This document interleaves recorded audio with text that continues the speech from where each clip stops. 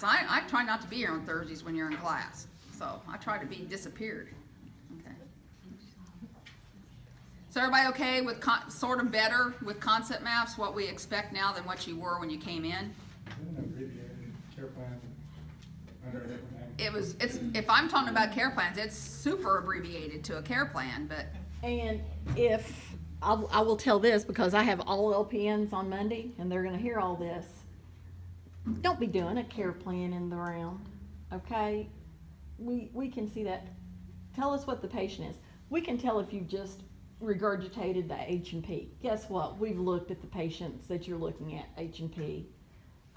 You know, if you've got the sign language interpreter that's coming through and ENT checks out great, there's a problem.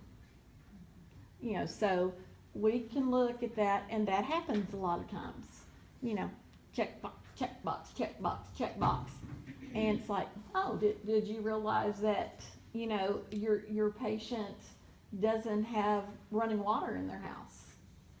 Things like that. So use this semester to take advantage of the time. You're actually going to be able to provide excellent patient care. Excellent patient care. You're not just wandering around, you're actually taking care of the patients. And taking care of the patients is a total experience. So I find that giving the bath is the best assessment opportunity I have with the patient. So even though medical center, and I don't know what Greenview does, you don't have in critical care, so you do your own baths, but if lots of times they delegate that to the tech. And I find that that's my best opportunity to find all kinds of things out to do that bath head to toe. And I will say this, I did like some crisis work at another facility. Going with your techs when they're changing them. Breakdowns where, going back to caths and evidence-based practice, people that didn't need to be still having caths, but they had a brief on them too and had it kinked up and it was pushed up against them, and skin breakdown and in the groin area and things like that. Guys, you're going to see things that, you know, you've got good job opportunities around here right now because everyone's hiring. You know, they're in a shortage. So as a nurse, I'm thrilled when a student wants to come hang out with me because, you know, I had a paramedic student the other night.